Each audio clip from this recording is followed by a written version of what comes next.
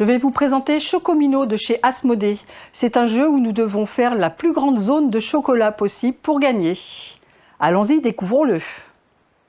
Alors, Chocomino, c'est un jeu dans lequel on va jouer sur la logique, l'observation, et puis pour obtenir le plus de points possible pour gagner. Le principe de ce jeu. Sur la règle d'origine, on a des jetons. Dans l'adaptation que nous avons choisi et décidée, ces jetons-là ne vont pas être utilisés. Donc je les fais disparaître, disparition. Sur les tuiles de Chocomino que nous allons avoir, on a donc des symboles chocolat noir avec amande, chocolat caramel et chocolat blanc. En début de jeu, nous avons une pioche commune. Chaque joueur va prendre à l'aveugle 4 tuiles sur le dessus de la pioche, face cachée devant lui. 1, 2, 3, 4. On imagine qu'on joue à deux joueurs là, sur cette partie. Le but du jeu, comme je vous l'ai dit, c'est accumuler le plus grand nombre de points possible. Comment on accumule les nombres de points? Tout simplement en faisant des zones de son propre chocolat, la plus grande possible, c'est-à-dire des zones, les chocolats qui sont tous connectés. On va le voir en le faisant. Donc en début de jeu, chaque joueur décide de quel chocolat il choisit. Chocolat noir, chocolat caramel ou chocolat blanc. Donc on imagine que celui-ci est chocolat noir. Il pose sa première tuile, c'est le hasard, et il y a 2 chocolats noirs.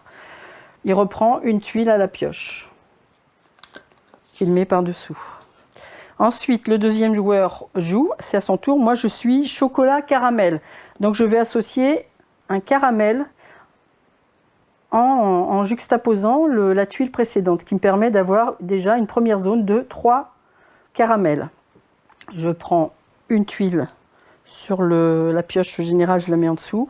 Joueur suivant, donc je vous rappelle que je suis chocolat noir, donc je vais mettre soit ici en juxtaposant, ce qui me permet d'avoir une zone de 1, 2, 3, 4, 5 chocolats noirs. Je reprends une pièce et je mets en dessous.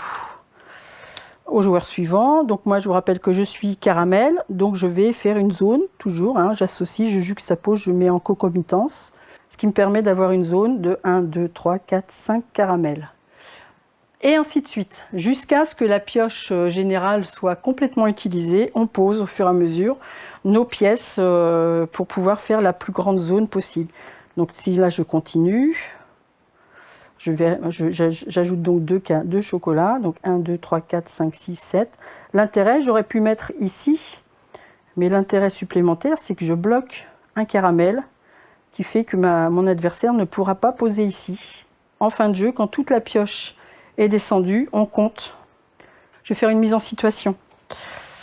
On peut avoir plusieurs zones en fin de jeu. Par exemple, on imagine qu'on est arrivé à la fin de la partie et qu'on va compter les points. Donc les points se comptent alors sur l'adaptation que l'on fait, on va compter toutes les zones, pas seulement la plus grande zone connectée, mais toutes les zones qui apparaissent avec mes chocolats jouxtant les uns avec les autres. Donc là, en l'occurrence, si je prends les chocolats noirs, j'ai une première zone ici, et j'ai une deuxième zone ici, et une troisième zone ici. Donc je vais compter mes 3 zones. 1, 2, 3, 4, 5, 6, 7, 8, 9, 4, 35, 36. J'ai donc 36 points pour les chocolats noirs. Les zones se calculent quand les chocolats se juxtaposent côte à côte par leur face et non pas par leur angle, comme ici. Là, on ne va pas compter ces 2 chocolats correspondant à cette zone, puisqu'ils sont en angle. Donc une zone peut être comptée uniquement si on a au moins 2 tuiles sur lesquelles il y a des chocolats qui se jouxtent. Donc par exemple, là, en l'occurrence, ici, on n'a pas de zone. Si je retourne de cette manière-là, je vais avoir une autre zone puisque j'ai 4 chocolats qui se touchent. L'adaptation que l'on a choisie pour ce jeu, c'est d'avoir plusieurs zones possibles avec son propre chocolat qui permet d'accumuler plus de points que sur la règle de base. Donc un jeu de stratégie, un jeu de prise de position finalement sur la table, et puis de pouvoir effectivement mettre le plus possible tranquillement sa zone qui s'étale pour avoir le plus de points possible. Et bien pour conclure, prenez plaisir à jouer, j'espère que les explications que nous vous avons données vous aideront à bien pouvoir en profiter.